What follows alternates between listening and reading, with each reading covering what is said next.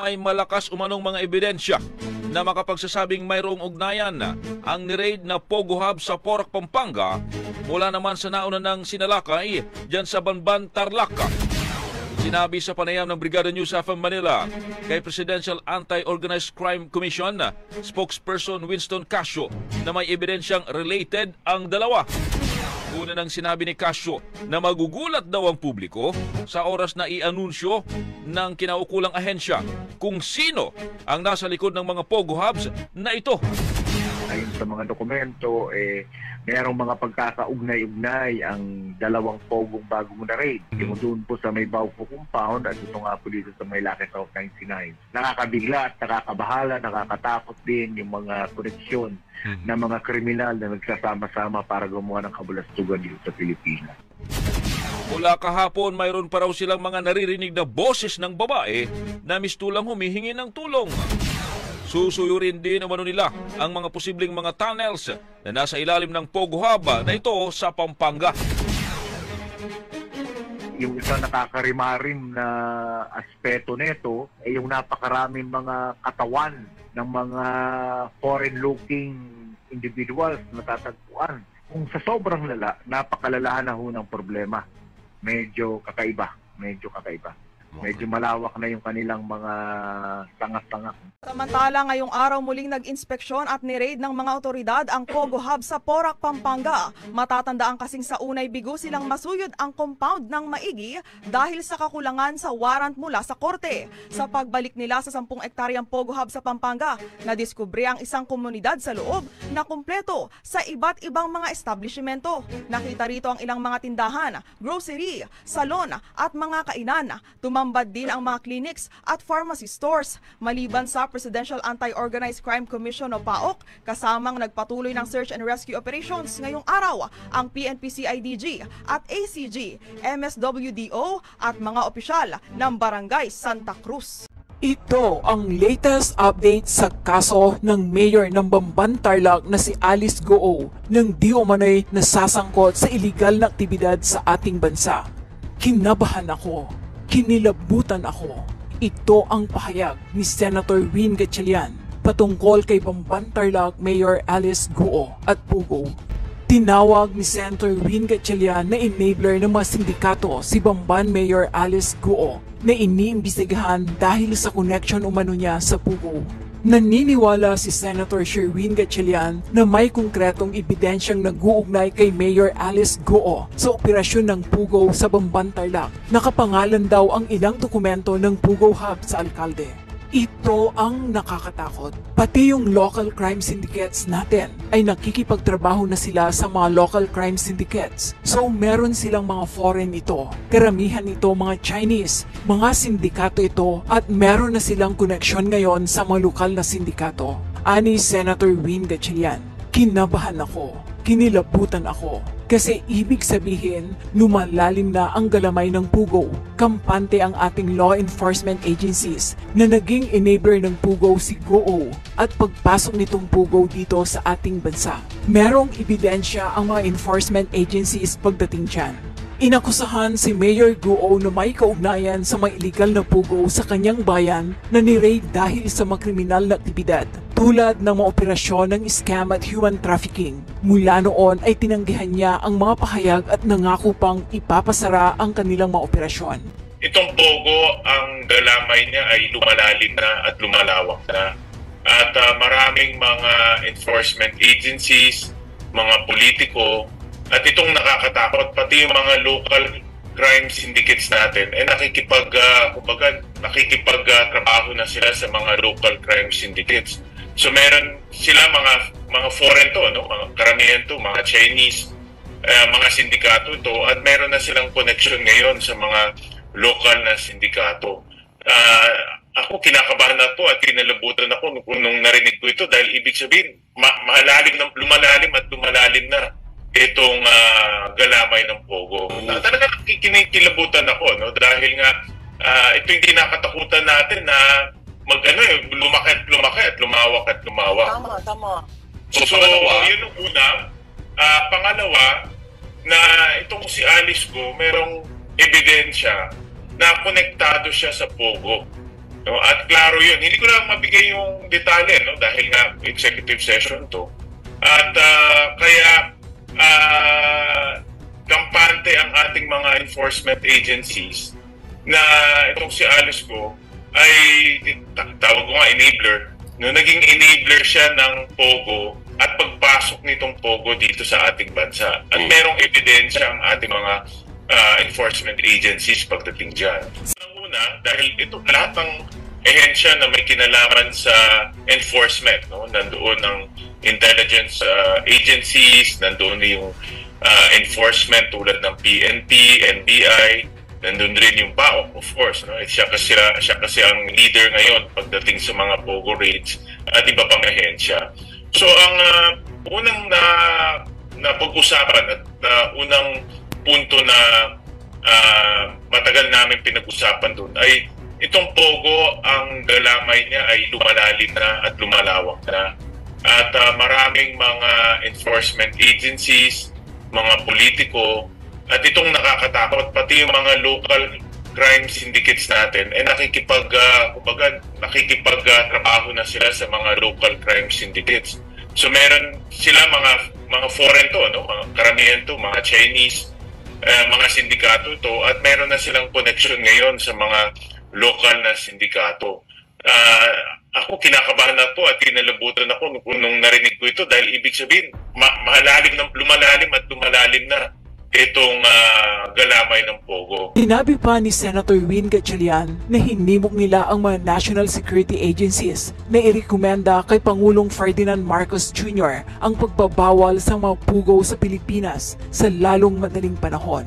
Pag lumalim ng lumalim ang ugat nito, napakahirap ng bunutin sa ating bansa. Ang sabi pa ni Senator Win Gatchalian tungkol sa mga pugo, dagdag pa niya na sumang-ayon ang mga law enforcement agencies na itigil ang kanilang mga operasyon. Panawagan ko sa Pangulo, iban na itong pugo. Huwag tingnan ang isang side lang, yung kita, kundi yung kabuuan na nakakasira sa ating lipunan. Anya, binanggit na ang pagbabawal sa mga pugo at naghihintay na lamang ng pirma ni Pangulong Bongbong Marcos. Sinabi rin ni Senator Win Gatchalian na mapanganib kapag naalis ang 6-month preventive suspension kay Bamban Tarlac Mayor Alice Go. Ayon sa senador, posibleng maimpluwensyahan ang investigasyon laban sa alkalde kung matatanggal ang kanyang suspensyon. Samantala, iniimbestigahan na ng Bureau of Internal Revenue o BIR ang nasuspending si Mayor Alice Go. Magsasagawa na rin ng sariling investigasyon ng BIR kay Bamban Tarlac Mayor Alice Go para alamin kung nagbabayad nga ba ng tamang buwis ang naturang alkalde. Ito ay kasunod ng pagpapatuloy na pagdinig sa Senado kung saan tila hindi nagtutugma ang deklaradong kita nito sa taglay ng mga ari-arian ng alkalde. Ayon kay BIR Commissioner Romeo D. Lumagi Jr., iniutos na nito sa mga tauhan na silipin kung nagbabayad ba ng tamang buwis ang mga pangalan at kumpanyang nabanggit sa pagdinig at kung may paglabag man ay agad itong sampahan ng tax evasion cases. Nakamonitor na anya ang BIR sa pagdinig at nais na matukoy kung ang mga natukoy na pera, properties at iba pang source of wealth sa pagdinig ay natatapatan ng tamang buwis. Kasunod nito, tiniyak naman ni Commissioner Lumagi na dadaan sa due process ang investigasyon ng BIR. Bukas din ang BIR sa lahat ng mga nagnanais na magbigay ng impormasyon at ebidensya para maisailalim sa auditing si Mayor Go. Talaga kinikilabutan ako, no? Dahil nga ito yung kinakatakutan natin na lumaki at lumawak. Tama.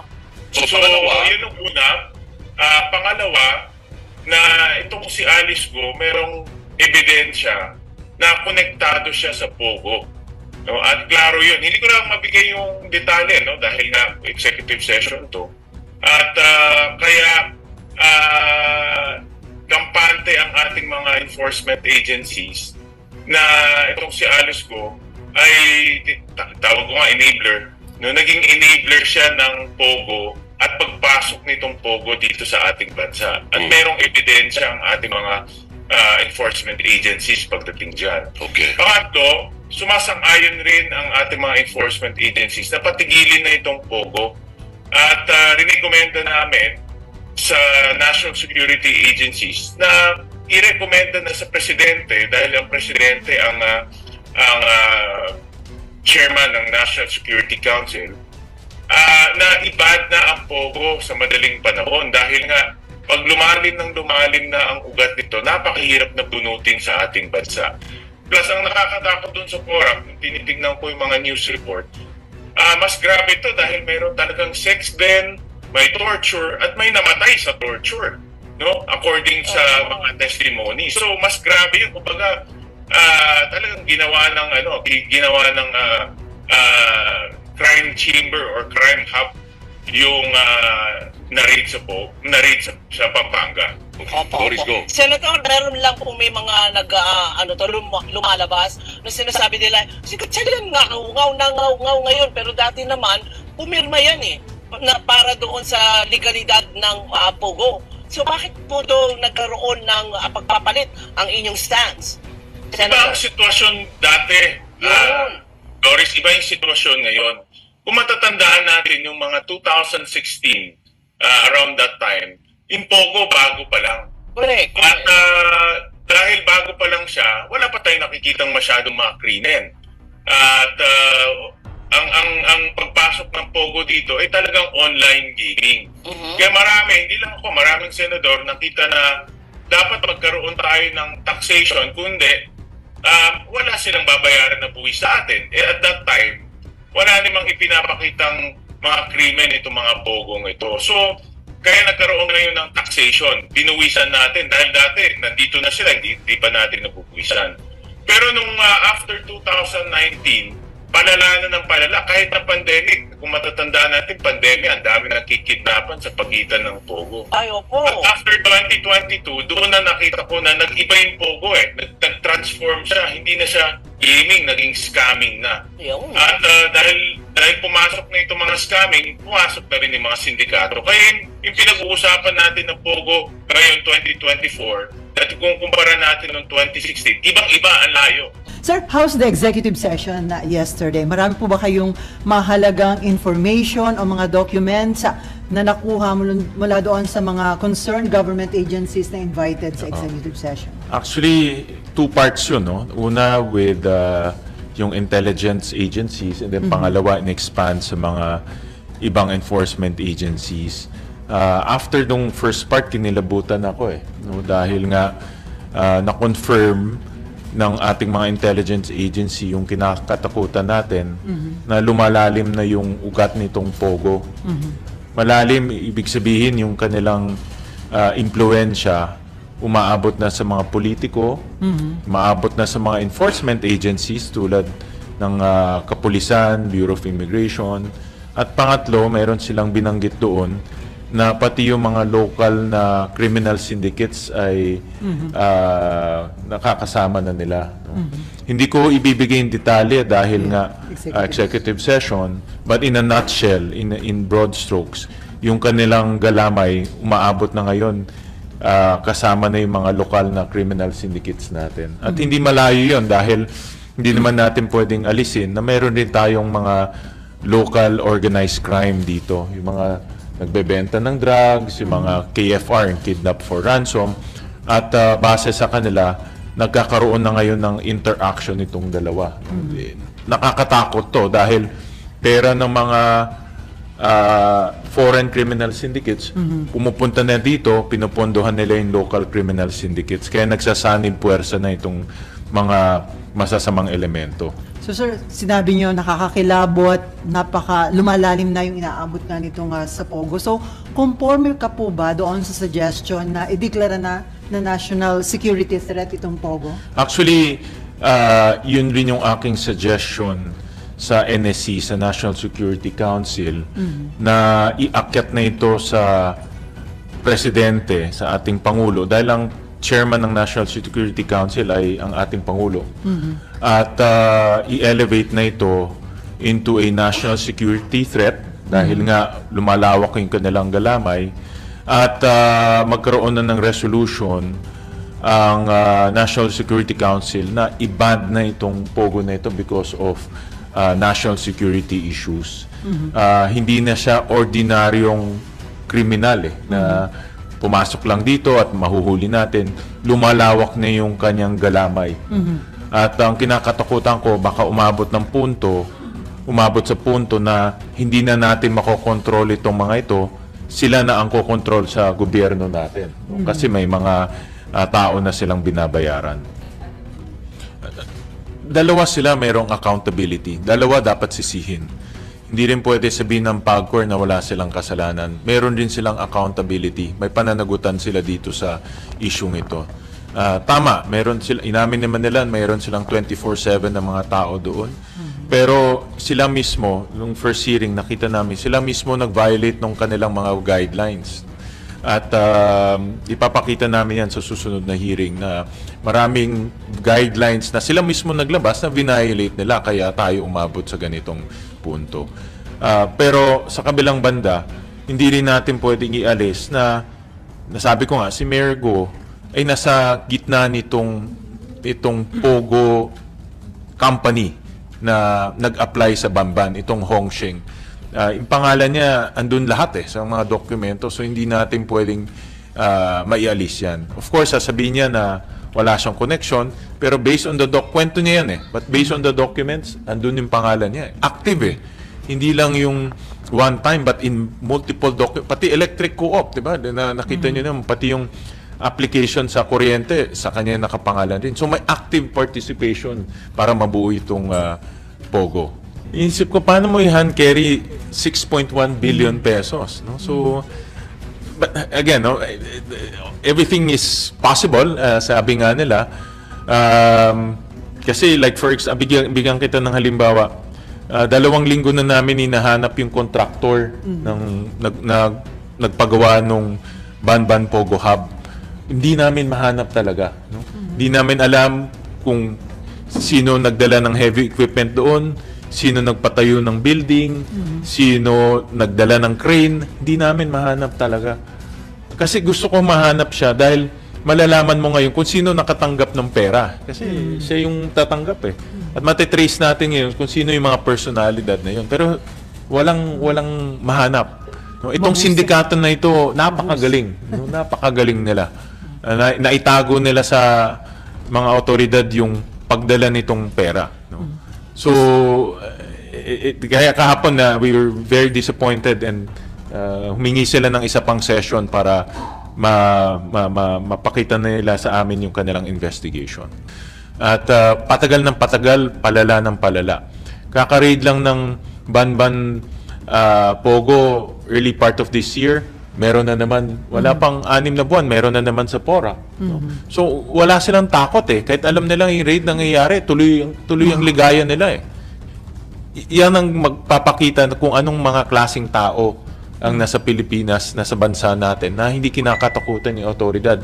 Kahit na nag-raid na sa Banban, which is not so far from Porac, tuloy pa rin yung operation sa Porac. Mas malala pa yun sa Porac dahil meron doong prostitution at talagang human trafficking. Dinadala yung mga kababaihan galing sa ibang bansa. No? So, ganyang klaseng criminal syndicates ang nandito sa ating bansa. And then, sir, ganun din ba yung sentiment or stand ng mga intelligence agencies na it's about time to ban Pogo? Ganyan talaga. Ganyan rin yung kanilang sentimento dahil alam nila na lalala ito no? Alam nila na ito kasi iniisip ko, kung yung 6.1 billion pesos nakapasok dito nang hindi natin nalalaman, ako naniniwala ako parte nung pumupunta sa paglalagay at paglalagay ng mga makaka-impluwensya at ginagamit rin nila yung para gumawa ng impluwensya. No? So, ako naniniwala ako na yung perang pumapasok na hindi natin nakikita, pumupunta ito sa pagbibili ng proteksyon at doon na nga sa galamay na ginagawa nila. Kasi itong galamay hindi namang mangyayari to kung walang pera Hindi lang to dinner at kaibigan na tayo no? Talagang maglalagay ka para magkaroon ng connection. No? At yun yung merong ebidensyang ipinakita sa amin na ginagawa nila itong ganitong paraan. At yung protection na yun, sir, hindi lang from the authorities, kaya siguro naglalagay na rin sila ng mga local na mga opisyal sa gobyerno para may tutulong pa rin sa kanila Correct. sa protection. Alam nila kasi illegal tong ginagawa nila eh. So, unang kailangan mo ng proteksyon para yung illegal na ginagawa mo, tuloy-tuloy. Pangalawa, kung mahuli illegal na proteksyon mo, makakatakas ka at makakabalik ka sa illegal na ginagawa mo.